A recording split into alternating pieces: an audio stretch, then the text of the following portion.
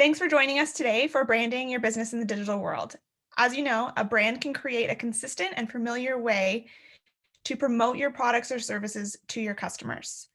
An established brand can be one of the most important tools for your business if it is used effectively across all of your marketing platforms. So over the next hour and a bit, I'm going to discuss how to build a brand for your company.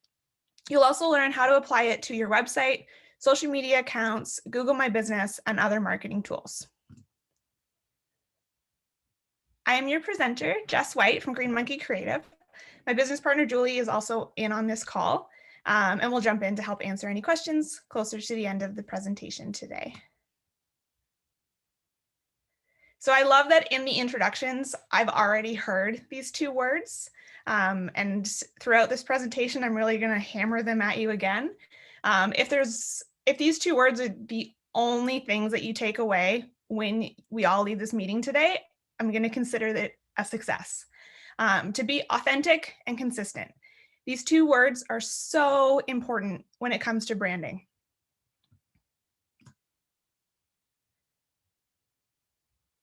So what are we going to cover? Today, I'm hoping to clear up some confusion. I know branding, marketing, there's a lot of confusion over what brand versus digital branding. So I'm going to walk you through what branding versus marketing is, what branding is, what digital branding is, and then we're going to walk through the 10 components that make a successful digital brand with some tips added in. Branding. Branding can be so confusing for so many people, and my goal today is to guide you through the key elements step by step and just take the confusion out of the subject. So Julie loves cars. If you know Julie, it's not a secret. She tends to work a car quote into every one of her presentations that she does. So it's just fair that I do it as well. So Julie, this is for you. But also I love this quote and it fits with today's topic. So a brand without a digital presence is like a car without tires. It's not going to get you anywhere fast. I love it. So COVID-19, how has that changed how the Canadians and the world have shopped? Consumers have anything and everything they want literally at their fingertips and in real time. So as you can see from these stats, the pandemic has really forced that digital shift. This time last year, my senior grandparents, they used their computer for solitaire. I kid you not, solitaire. Maybe they read the news. Now they are online to connect with their family on Facebook and make all of their purchases, including their groceries, online. If they can adapt, you can too. And all of your digital presence needs to as well. If this last year has taught us anything, I hope it's taught all of us that we need to be online. And I'm just seeing some people are coming in, so I'm going to add them in.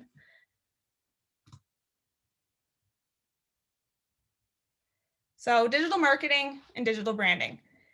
Digital marketing and branding get mixed up quite a bit. They work together, but they are a little different. Digital marketing is about pushing a product or service based on how good it is. And digital branding is much smarter. Instead of focusing on a particular product, digital branding will emphasize the values of the company, brand, or organization. Branding requires a great amount of strategic framework, where marketing, on the other hand, is entirely tactical. So to simplify things even further, marketing is what you do and branding is what you are. Your digital presence needs to be strong so that customers can recognize, remember, and consider your products or services among your many competitors. So to dive in a little further, what is branding? It's everything you know about what you do and how you do it, boiled down into a singular, memorable essence that people will remember and continuously associate with your company. So by definition, branding is the creative, strategic process of telling potential customers what your company is about, who you are, what you care about, why they should work with you or give you business, and what they can expect from you. Which brings us to the 3 B's. A lot of people get the 3 B's confused. You have a brand, you have branding, and you have brand identity. They're all related, but they're not quite the same. These 3 B's all have to work together, but you don't have a real brand without a brand identity, and you never have a brand until you start branding. So hopefully I haven't confused you, but we'll dive in a little bit further.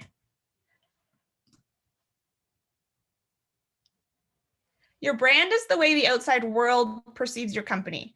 Your branding is the process of designing and building a unique, memorable brand.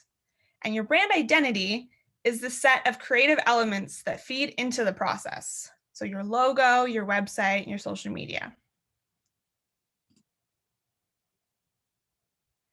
What makes you different? Chances are the same talent or expertise that you have is offered all over the internet. What separates you from your competition is your story and how it's presented in that digital space.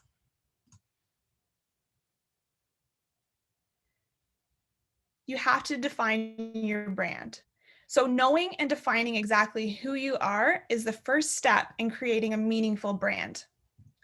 Who are you as a company? What makes you unique? What is your brand's mission statement? What gives it purpose? What are your values? And who is your ideal customer? These 6 points are so important. So if you want to take a screenshot or write these down, we are recording this presentation, so you can always come back to it as well. But you really need to know an answer for each of these points before you can really start branding and even putting everything out there. You have to know who your company is, what your goals are, before you can really get started. So what is digital branding? Digital branding focuses on providing value and inspiring loyalty and brand recognition. It is how you design and build your brand online. Your business's identity, visibility, and credibility among consumers who discover, relate to, and interact with your business online.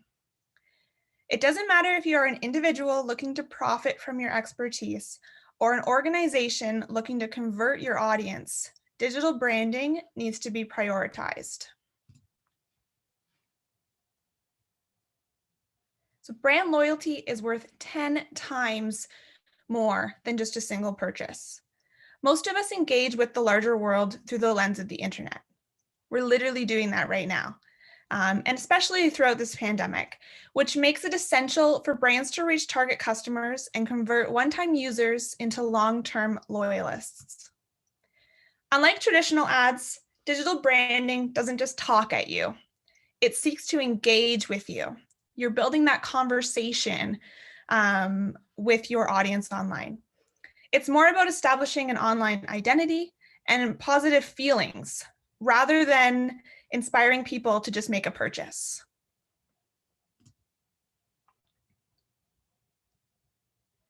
So the 10 components of a successful digital brand. A robust digital presence makes customers feel personally connected with a company or product. Well-crafted branding fosters relationships with your users and allows you to speak directly with consumers through day-to-day interactions on the platforms that they're already on. Which brings us to the 10 components of successful digital branding.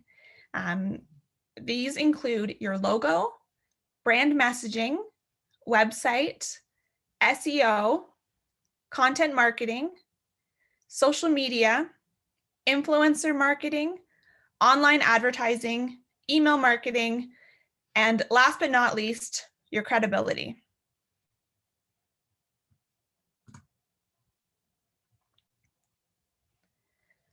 Your logo should look good in all sizes, on all of your branded materials, offline and online, from letterheads, business cards, magazine ads to billboards, and across all digital platforms. But remember, digital platforms require specific sizes and images. Each one is different. So if you're setting up your Facebook, you'll likely have your profile image and your cover photo. Across most social media platforms, the profile image is a square image. So you should resize your logo ahead of time and save that out so that it shows up properly in your profile image. I haven't listed all of the sizes for all of the different platforms because there's literally so many and each one is different. But whichever one works for your business and you're setting up and optimizing, you can just go to Google and type in Facebook cover image size, and it will show you the proper size that you should create your image for, so that it looks great on not just your desktop, but your phone as well. Your logo needs to be recognizable, have personality, and leave an impression. Remember, your logo is the first stop on your way to a great digital brand, so it should leave a lasting impression. You should have a logo that works well on profile pictures, which I kind of covered in my last slide. I forgot I added this one in here. But you need to make sure that it works across all platforms. You can use an alternate logo or a submark, which allows you to optimize your brand presence across any platform. So you stay present wherever your business is and you ensure consistency in your branding. For example, in this image here, I use our horizontal logo on our website, our stacked logo on our email campaigns, and our icon in our social media profile pictures. Make it recognizable. It should be recognizable. After all, a logo is the single image that a customer should associate first and foremost with your brand. A common misconception is that your icon should literally be an image showing what your product or service is. While this may benefit some, it doesn't have to be the case for all businesses. So consider Nike. The iconic swoosh, it evokes that feeling of movement and speed. It's very fitting for a sportswear brand. But think of your icon as a symbol rather than a picture. It needs to be highly visual and easily recognizable. Ideally, your icon should be simple enough that clients can recall it even after one quick glance. Your brand personality. So at the heart of your branding efforts, your logo design really should match and reflect the personality and values of your business, industry, and target audience. There are logos that are fun, angry, happy, calm, energetic, flirty, geeky, smart, the list goes on. A logo needs to capture the personality of its owner. So here's some examples. Start by defining the style of your brand. Are you clean and simple, retro and vintage, fun and quirky, rustic, feminine, modern and minimal, luxurious and regal? Maybe you're a mix of a few or something else. Do you imagine a wordmark logo with just text or something that's more image and icon based? Take a look at logos in your industry to see what your competitors are doing. Not to copy them. Please do not find a logo that you love and copy it.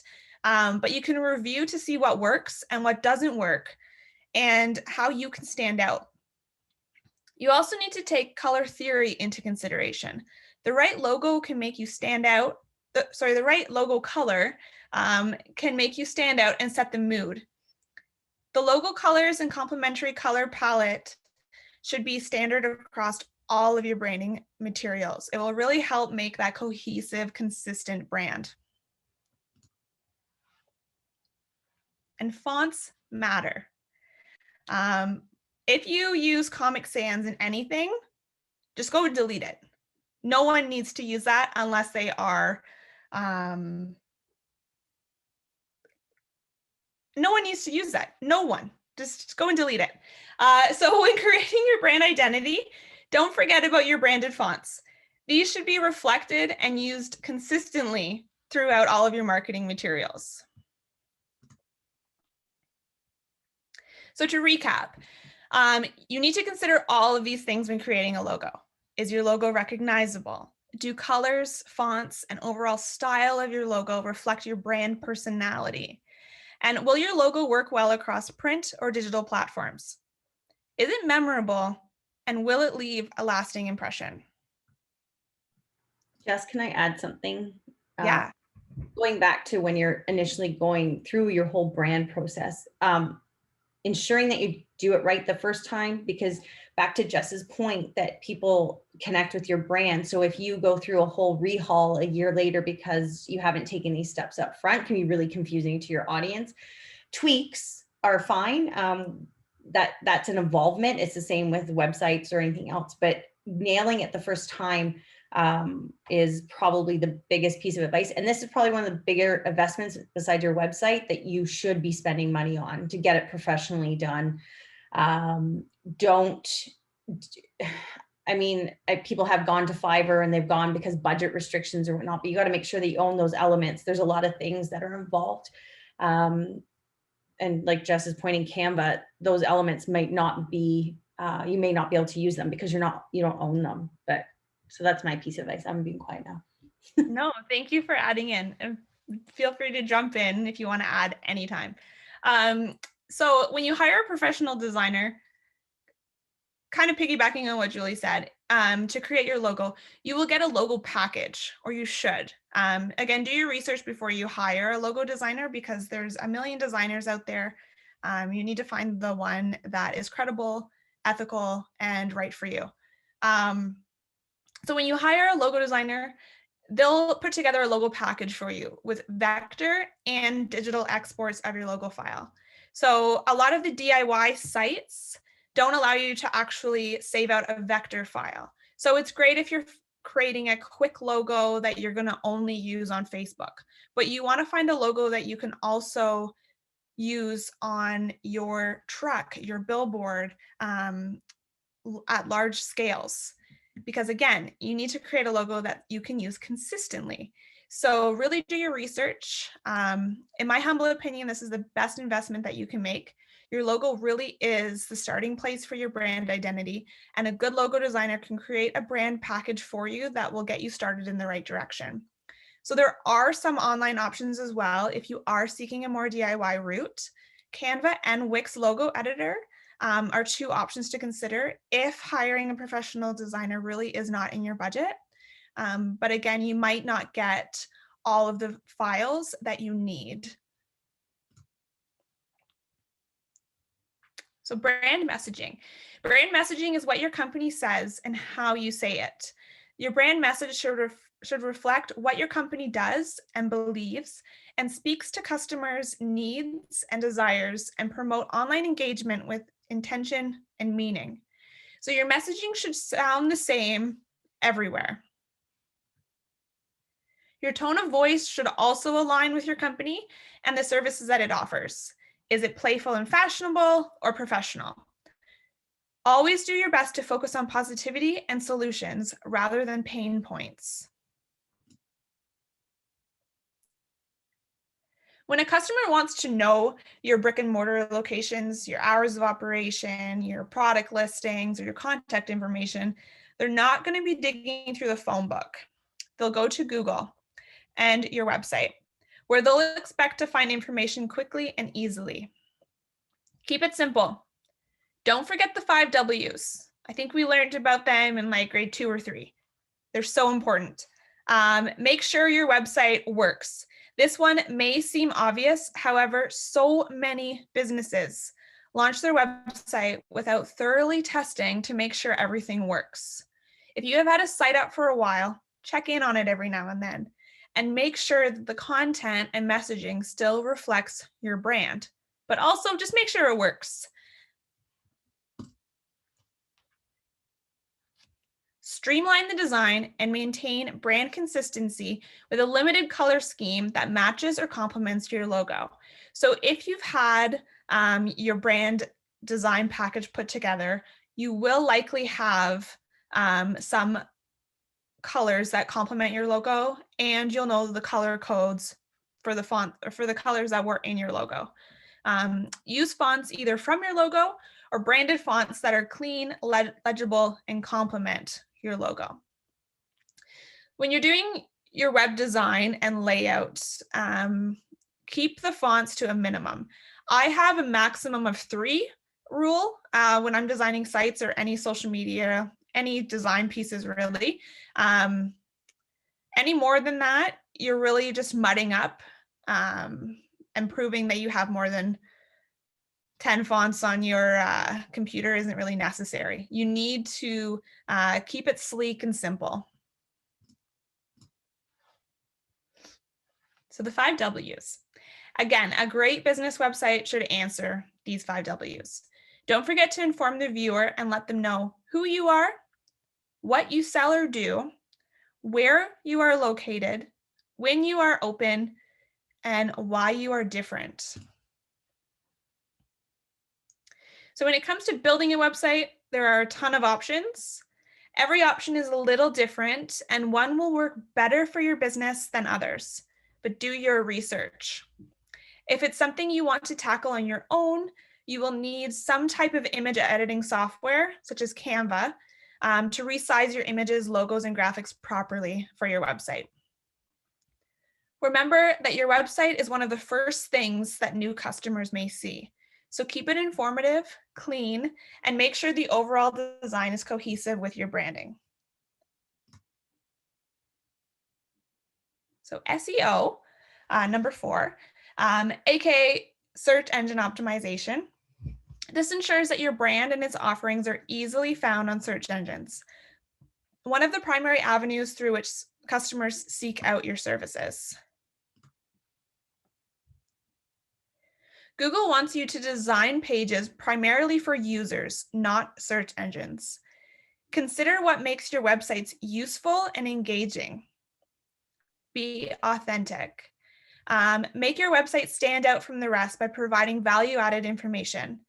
Constantly monitor your site for broken links and hacking, and add keywords, which are frequently searched words that you can use in your copy, and refine your meta tags, which are the snippets of text that describe a page's content. Yeah, so if you could make us number 1 on Google over the weekend, that'd be great. Not. SEO takes time, and it only works when you use the current best practices. So when you do this, Google and other search engines will increase your website's ranking, leading to an increase in traffic and in turn conversions.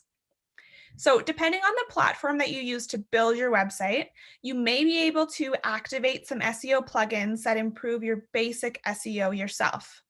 But if you're really looking to ramp up your SEO, it's best to speak with a professional. Number 5, content marketing. Content marketing is the human side of your brand. It focuses on engagement through photos, videos, Spotify playlists, and blog posts. Successful content marketing should stimulate interest in your brand and get customers excited about your products and message. It helps build that trust between the brand and the user and seeks to establish lasting relationships. So while digital marketing introduces a customer to your brand, successful content marketing should keep them interested, transforming one-time users into diehard fans. Number 6, social media. So almost everyone, including my 81-year-old grandma, has some sort of social media presence. If your customers are there, your brand should be too. Be consistent with your visuals, colors, and fonts, as well as the style of photos that you use in your social media posts. Keep your brand message and tone of voice consistent as well. Every platform is a little different, so it's a good idea to tailor every post to the platform on which it appears. Instagram. Instagram is image driven and designed to drive likes and comments. Remember that your Instagram theme is a reflection of who you are and what you love. You can plan your posts in advance and even have fun creating a post pattern even, and overall theme.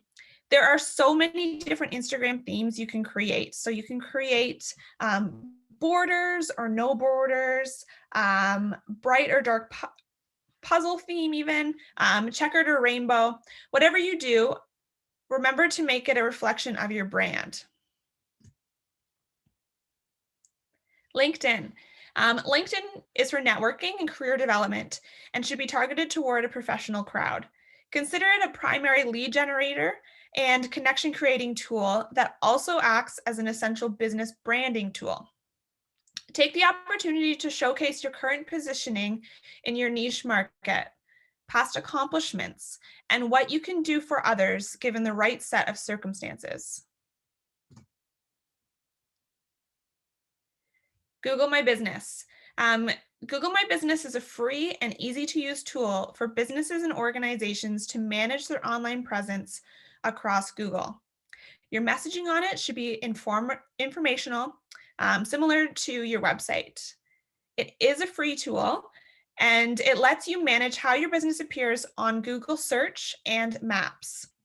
That includes adding your business name, location, and hours, monitoring and replying to customer reviews, adding photos, learning where and how people are searching for you, and more. Can we go back just one on Google My Business, Jess? Yeah.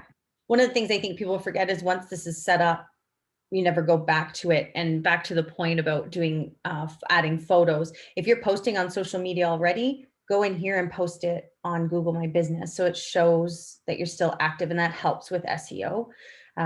So it's just a sideline, even once a week, but you can upload all the social posts that you do for the month if you want to, but it's a free service. So utilize it as much as possible.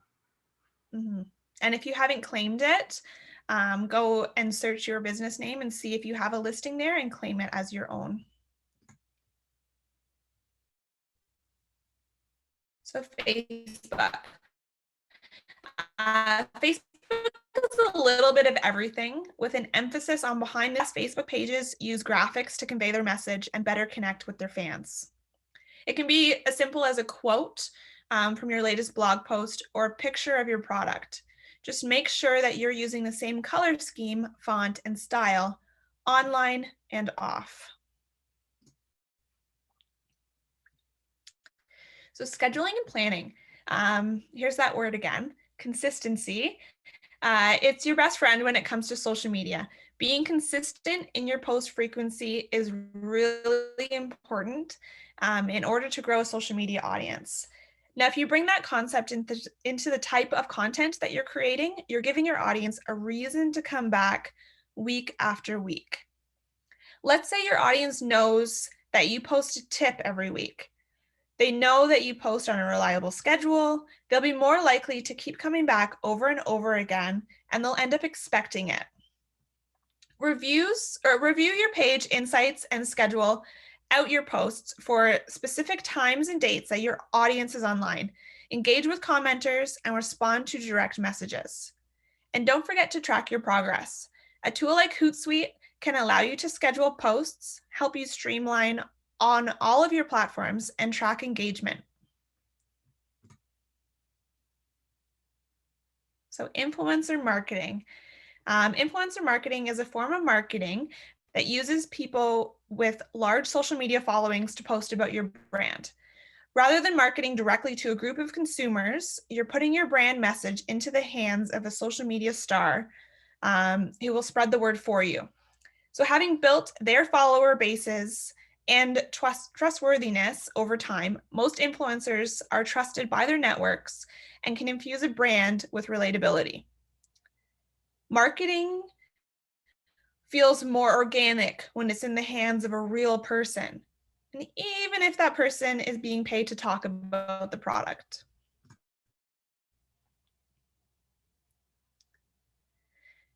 As with anything,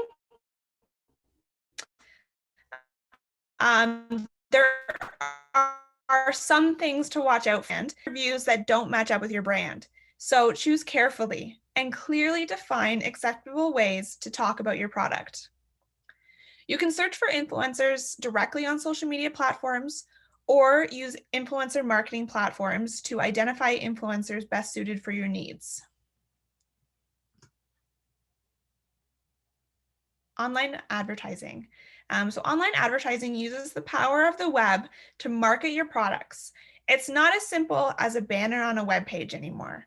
Today, there are tons of ways to advertise digitally, such as search engine ads, social media ads, display ads, and retargeted ads.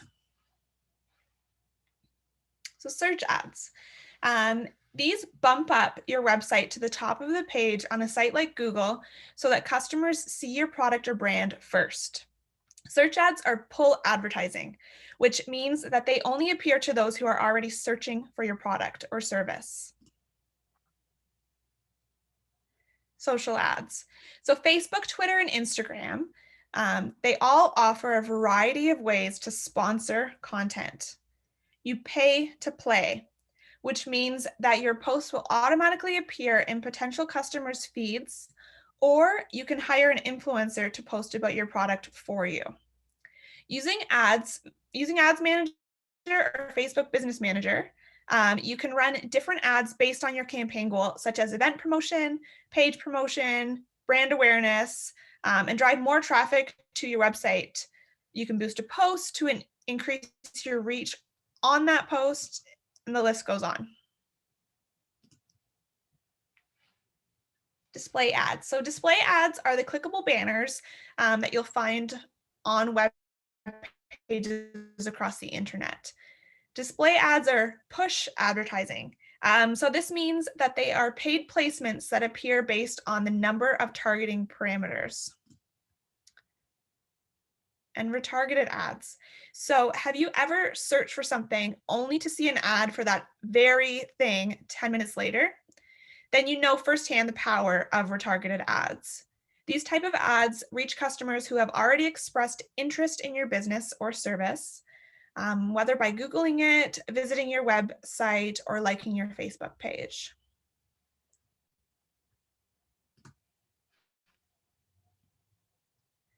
Number 9, email marketing.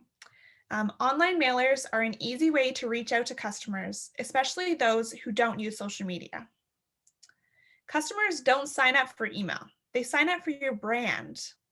So any email you send should have a purpose, whether it be boosted engagement, nurturing existing relationships, announcing a new product or service, or an event. Your goal should drive everything from the subject line to your image selection. So carefully schedule out your emails and maybe set a few automated ones. For example, you can wish your clients a happy birthday with a coupon for their next visit. Whether you use MailChimp, Constant Contact, Wix email marketing services, or another email platform, the first thing you need in order to start email marketing is an email list. So you can get these signups and subscribers from advertisements you run or gather them directly on your website by including a pop-up with a newsletter sign up on the landing page. You can also ask your current clientele to join your email list to keep connected with them, which will increase your odds of them becoming a return customer.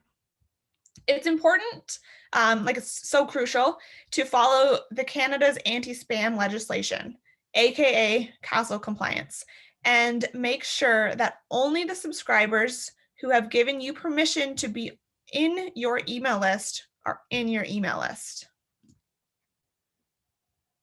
60% of consumers prefer to hear from brands via email. If you're not doubling down on email marketing, you're essentially ignoring 60% of your audience. And back to that, you want to use an email campaign software, because if you're sending it from your Outlook or Gmail, you'll get flagged and blacklisted and you'll end up in everyone's junk over time. So it's imperative that you use MailChimp or Wix email campaign to stay out of that black spam of heck.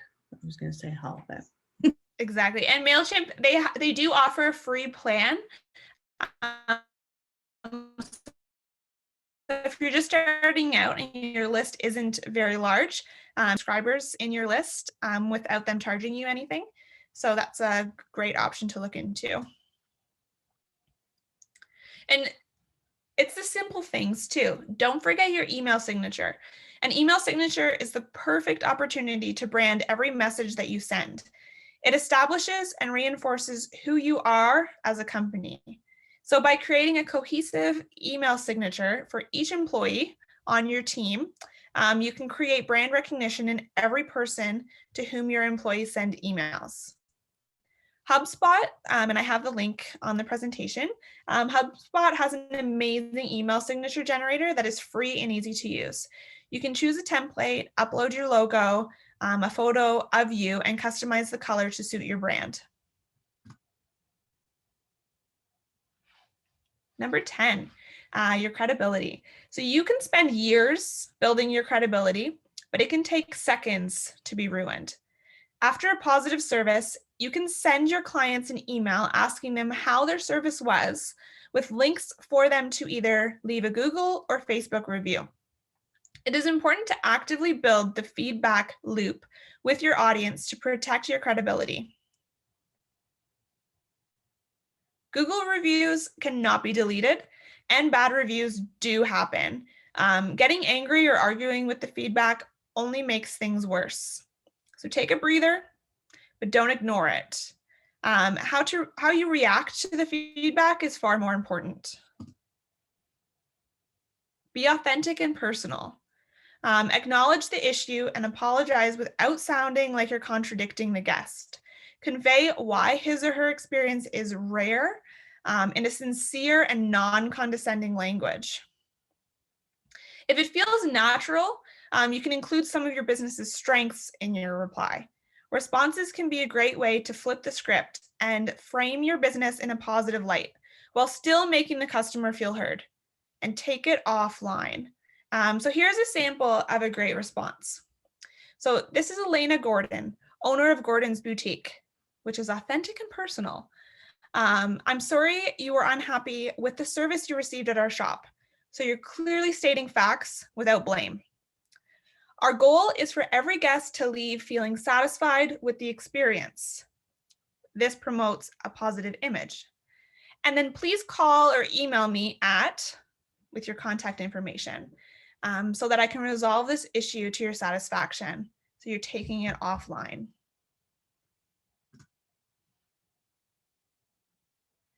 Digital branding isn't just about selling, but developing a passionate, loyal customer base that not only buys your products, but believes in them too.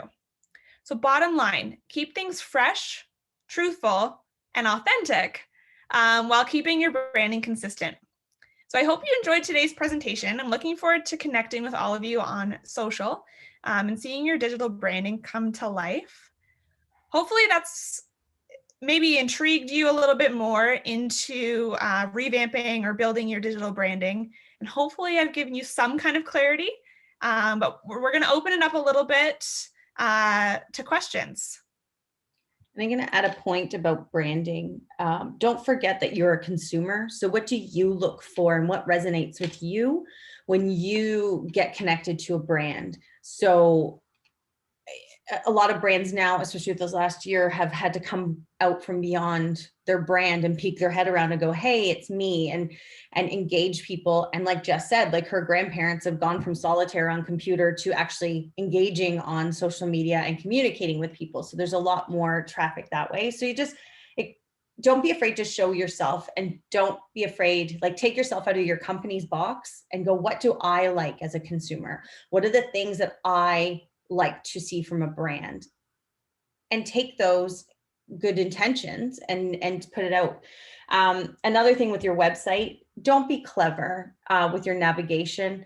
I'm going to do my total car quote. Imagine getting in a car and the steering wheel being where the gear shift is and the gear shift being where the steering wheel is. And people are like, well, I thought it was just a car. So don't reinvent the wheel. People are used to things on your website. Don't confuse them. Make it really easy for them to find the information. Because if you make them work hard, they're going to leave. So, and it's the same with your social. If they can't connect the branding between their first impression of you and when they hit you on social media, if they don't know it's you, you're not going to connect again. So it's just create your persona is probably my biggest piece of advice for you. Yeah, for sure. Does anyone have any questions or comments? And it can be business related. If any of you are starting out something and you have some minor questions, or if we're good. Did I teach everyone what they needed to know about branding today? There's no questions. Amazing. Tyler, it depends on what so Tyler's question is, what website building platform would you recommend? And it really depends on what you're doing. If you're selling, which you are, because you're doing clothing, Shopify is one that's up there, but the fees are quite expensive and the templates are very similar until you move up to the upper tier. Very easy to update. Wix has come a long way from what it used to be. They're actually quite amazing on SEO, and we are now a Wix partner because we've kind of flipped. We never used to do them, but we do them now. And Wix has a great e-commerce platform that's super easy to update and make the process for your customer amazing. Square, if you have it, which is nice because you can have a connected POS in your storefront if need be, or and it can go into your accounting software. So Square is another one because Square bought out Weebly last year, I think. So they're connected now. WordPress has e-commerce, but it is a little bit more I'm going to say complicated. It's harder to update. It's a bigger beast. So there are other options out there. Wix is budget friendly. Shopify can be, and Square would be another budget friendly option if you're doing e-commerce. Wix again I mean, if budget, there's nothing wrong with the Wix website. I would just pay for the premium theme. So it doesn't say Wix at the bottom. Another question. A lot of times new businesses will use Facebook to build their online presence and not invest in a website. Could you speak to the importance of owning your own media and web presence? Do you want to take that, Jess? This is a tricky one because honestly, having a great Facebook page, it can be your website, but you're only targeting those people who are on Facebook. And there's a huge audience that isn't. So having your own website opens that up. Now with Facebook has rolled out stores, which is a great option, but only for those people who are on Facebook. And again, not everyone is. So I'd say that's the biggest importance of having your own website. Julie, do you have anything else to add? Yeah, because I think there's a sense of information, and a lot of people, because Facebook is such a big place now to search for and get recommendations, like we see on the Q&A pages, but people are searching through Facebook to find businesses that they want to do for whatever specific, if they're looking for something in town like shoes or whatnot. Having that website outside of that expands your audience, but you should have both absolutely going in, I guess, equal balance. Because I'll give you an example. So I have a lavender farm, and this isn't a plug, but I am learning on the other side of it that when I promote a new product, I had a new product launch on the weekend, that I launched it to social media. Then I was like, oh yeah, I need to send out an email. I sent out an email to the people that have been buying from me, and we almost sold out of what the new product was. And it wasn't new customers, it was people that have already bought stuff from us. So that is me showing that I care about my audience. I care about people who have bought things with me. I'm keeping them engaged. I write a blog, as painful as it can be sometimes, but it's that communication. All that helps with SEO. So it all kind of comes together. It massages that SEO. So when you see, I'm sure everyone's gone to a website and it's so full of keywords that you go to it and you're like, but you're not connecting with me at all. But using your blog, you can talk about the things you want that, today we could talk about the webinar and the topics that we're talking about today, or some new trend. So it gets up there when people are searching, you're going to show up in those keywords. Your blogs are going to show up. Talk about your journey. Use those posts on social media. So you can really kind of combine and do the circle on your story that people are starting to connect and be in relation with you. What was it? What should a small business budget be for their branding and marketing? That's a loaded question, Ellen, but it really depends, because you have to be cognizant of your budget. And we are always, I'd like to say that it is a question for us, but it's not a question where we ask someone, what's your budget? And then we fill that budget. I need to know, and as any company should know, what are we working with? Are we working with $1,000 to get a logo done in a website? Then there's options. I think that there's options if someone had any budget. So if, say you had $1,000 and you've got to get your logo done, and you've got to get your website done, you're probably going to end up doing the website on your own, but there's a lot of great templates, and that's okay for stage 1, because nothing's really final. You can be in stage 5 of whatever goal it is, but you don't want to have to redo any of your journey in your branding. You will build it up and alter it, but you shouldn't be, 3 years in and go, oh, I'm going to redo everything all over again and start. So it's the steps. I don't know what a good number is. If you're spending as a small business over $5,000 to kick your business off in marketing, I'd be concerned, I think, is probably my advice. Jess, is that, I think. Yeah, it is such a loaded question, because it really, everything comes down to adaptability. So depending on what your budget is, you can do stuff. You might have to do more DIY stuff until you get to that stage where you can hire someone else. But really, going back to the logo slide, that's your first spot, is really identifying your brand identity. So if you were to splurge, I would splurge there. And then you can build your Facebook presence and your other online presences up yourself until you get to that next stage where you can hire someone. I don't know if that fully answers the question, but I think looking at it in stages is the way to go. Another question. So you referred to a persona. Can you elaborate on how one's business or brand persona might differentiate from their personal self for someone like myself who offers life coaching services without sacrificing authenticity? That's a great question. Mm-hmm. Do you want to answer it, Jess? Do you want me to I'll let you go first. It's a fantabulous question, actually. I think if you are authentic in your being, especially being a life coach, and you may have connections outside of your business that may not be with your business, but you want them to know about your business. So there's kind of that story. There's your customers and your friends and people who know you. I think my biggest piece of advice is don't be political, stay out of the mess. And if you're authentic in your outside of your business and you're authentic in your personal self, it all kind of comes together.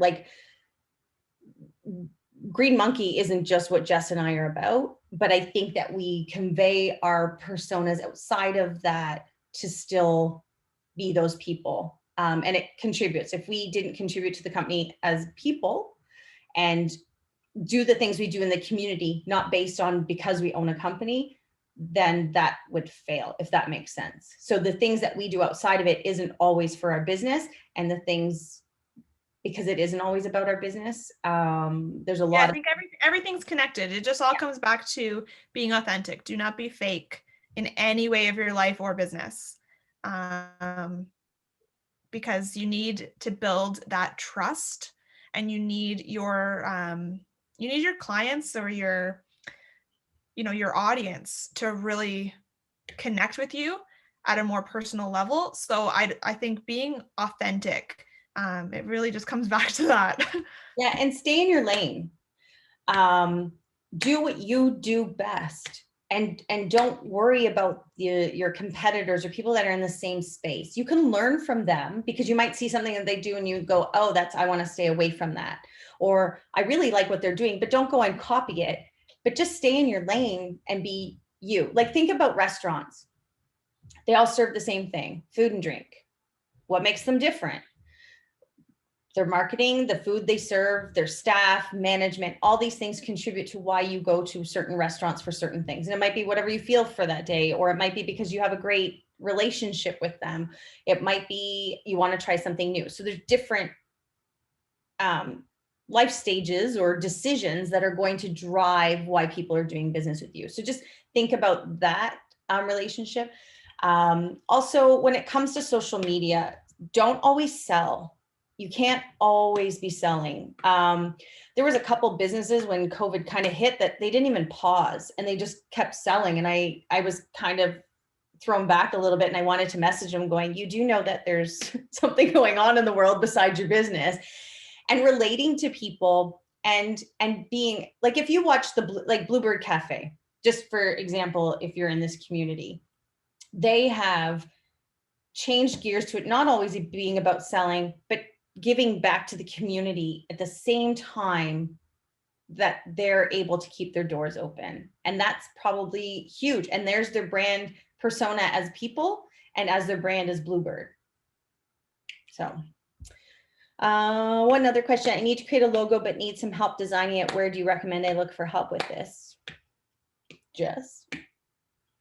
Well, we offer that service, but also like really research. You can find great local designers. There's also designers online, but it's important to find someone who has the experience. It's also important to ask what their process is, to know that if they're just going to, you tell them what your business name is, and then they take that and go and design a logo without any input from you, you're not going to get that value of it's not going to be the great starting spot. You need to find a designer who's going to meet with you. Right now, obviously you can't meet in person, but you could do a Zoom call or a phone call. So they really need to understand what your business is, what your goals are, what you're hoping to achieve. And they take all of that information and then they go and do their own research into, some competitors in your area globally. And then from there, they should be taking some inspiration and building a brand board for you. Designers don't always share the brand board with you, but they should create a brand board to really pull in colors, feelings, emotions that you're trying to convey. And then from there, put together some concepts for you. Every designer has a little bit different of a process, whether they show you one concept or 6 concepts, but it's important to figure out what your designer's process is. Again, it might come down to costs for you. So some designers might give less concepts to help you out budget-wise, but those are all things to kind of consider when hiring a logo designer. Some people go on to Q&A and will ask, and that's basically, it comes down to word of mouth and referrals. So you might have other business colleagues who have had a great experience and you can ask for their suggestions. Julie, what do you think? Is there anything else I missed? I think the biggest thing is make sure you get all your assets. So when you hire someone, ensure that you are getting, that they don't hold the key to any editing and you get those design files.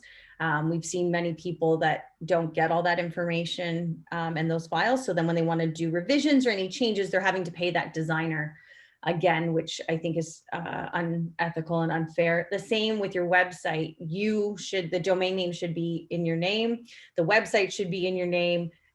Your designers should own nothing of yours, because if they close up or go to the moon, you are in trouble. And we've seen that when companies have gone out of business, that we can't get access to your domain name that you've built this brand. For your Instagram password, you need to know what your passwords are for all of your accounts. Facebook, you should be an admin.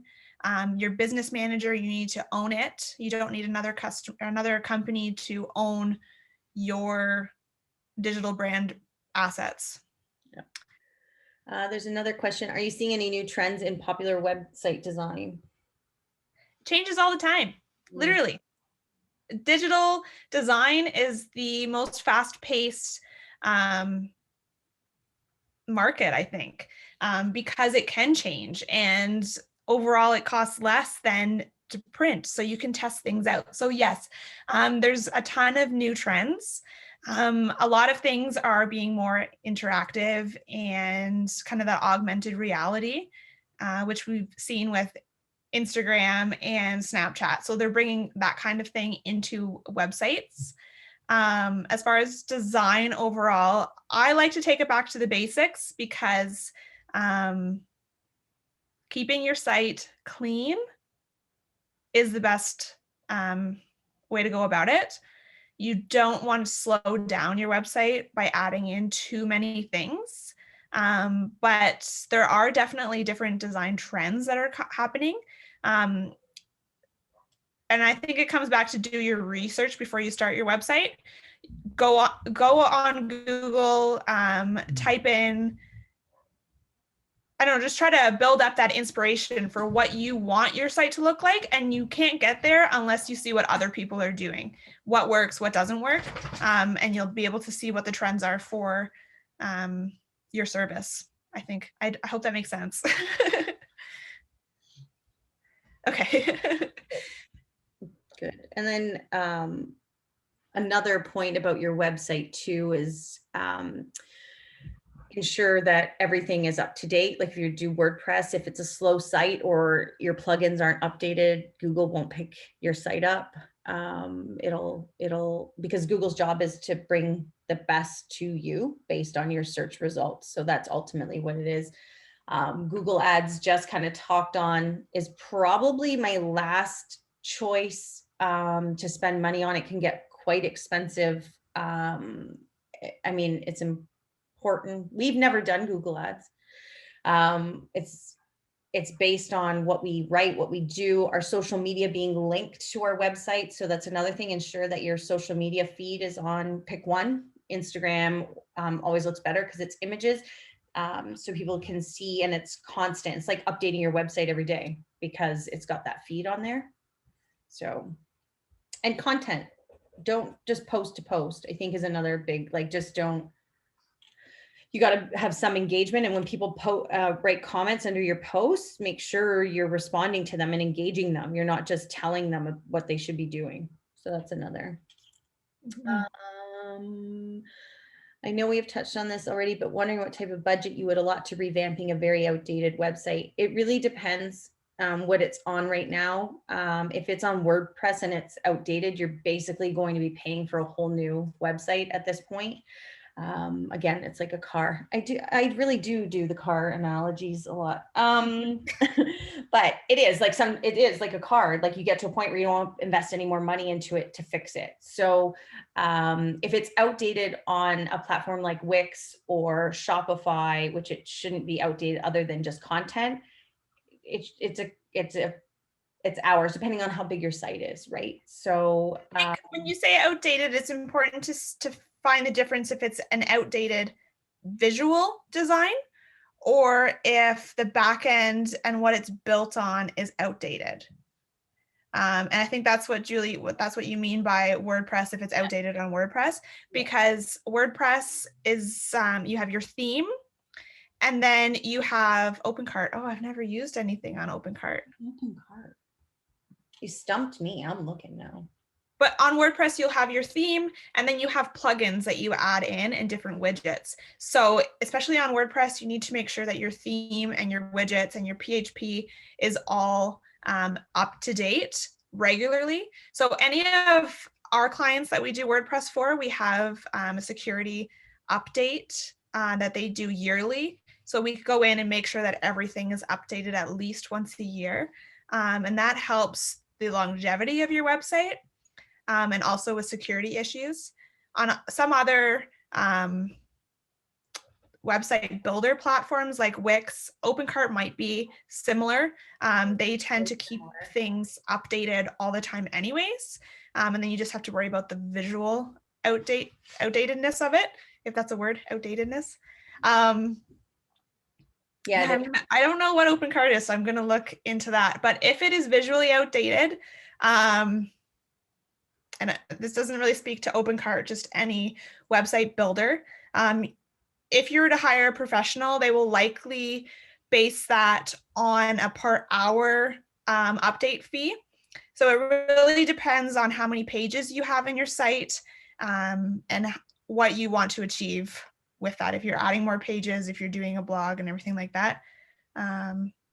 Julie, can you put like a price point to that? Because I don't really have maybe like a ballpark. And it comes down to the number of pages and how much, because that's such a wide range. Because when I think about clients that come to us and we've just updated visual aspects of and I'm going to take out WordPress out of this conversation because that's a different beast altogether. But it really depends on how many pages, how much change needs to be done to the pictures. Does everything need to be rebranded? OpenCart, from what I see, is very similar to Shopify. Or what was that other one, Jess? That other market one that I can't remember which. I'm having a brain fart. Anyways, big commerce. Yeah, maybe.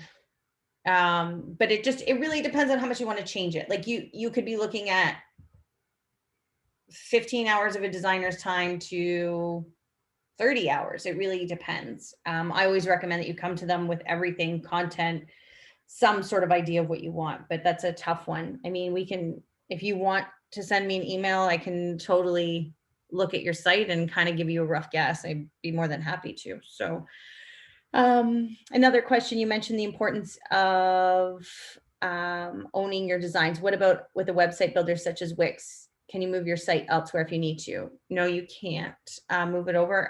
Owning your designs, I mean your logo and owning your domain name and owning access to websites. So they're pretty proprietary between each of the formats. So moving site from Shopify to Wix, you can't do. You can copy the content, but you're not going to be able to move the design. But you can gain access to it. So like if you have a web designer on your Wix account, you can change the ownership on your Wix site and transfer the Wix site to a different Wix account. But yeah, you can't transfer Wix from Shopify because they're two different languages.